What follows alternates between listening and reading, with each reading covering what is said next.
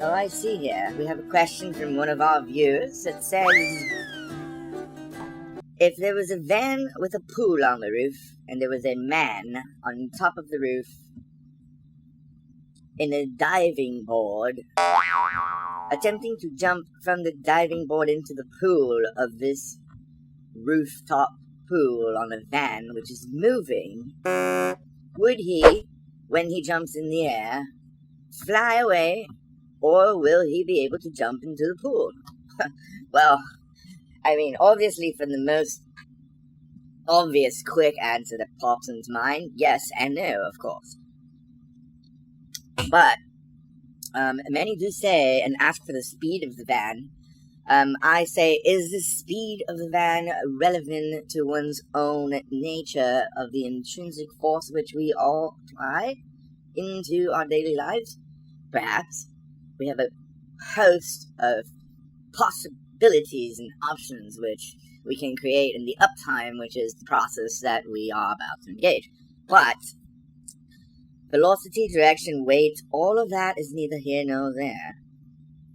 If we can all at least agree that the paradox which inversely separates the spherical nature of one's own inert mass and exclusion thereof from the space and time relation, we all clearly arrive at the natural conclusion that a person in such a scenario would be and also not be inversely in his or her own mass times the square, ain't it?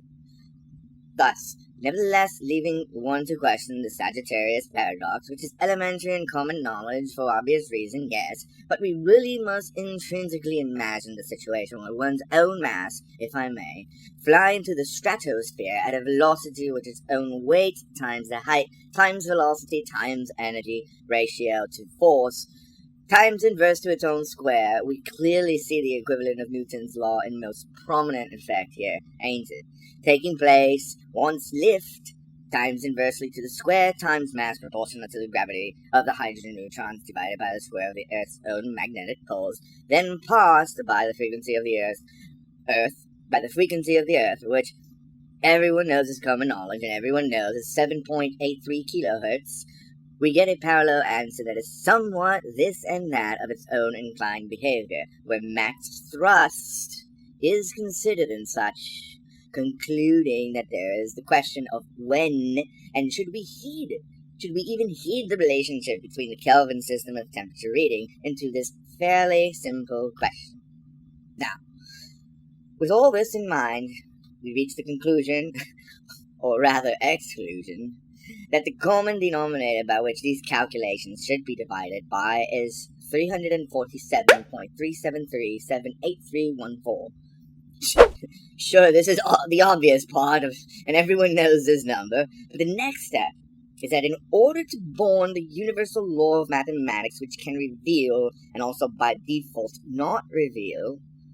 or conceal, if I may, the true essence of this rather complicated, fortunate, and unfortunate male about to either be whisked away into the troposphere, which makes up his surroundings, or decline inversely to its own square, downward for a refreshing dip, as it were, we must impose the rule of multiplication, which states one cannot inwardly reverse its own outward common factor by inversing the reverse of the square proportional to its mass times the half of its number, if it is a prime number, obviously. Now, once we take all this into account, we reach the acquiescence of the equation, don't we? And we realize we are all in a spherical pool of gravity by which our own very densities are a futile attempt to intervene with the Earth's gravitational pull. It is easy to understand the hyperspectral antenna one becomes, which, with such leaps in motion upward, in a moving vessel of all things, grounding us to measure time, and the time also that it takes to perform this option in relation to the law of absolute zeros.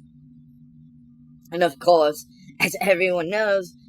this is a complicated equation known as the Artemis expeliosis theory, which is common tidbits of conversely interactions in each and every of America's family dinner tables, yes, of course, but I must cite it here. Now, inversely is the square, I digress, plus the mass times the proportion of the vessel divided by its square, and the velocity not being a factor as long as the speed is not faster than the speed of light,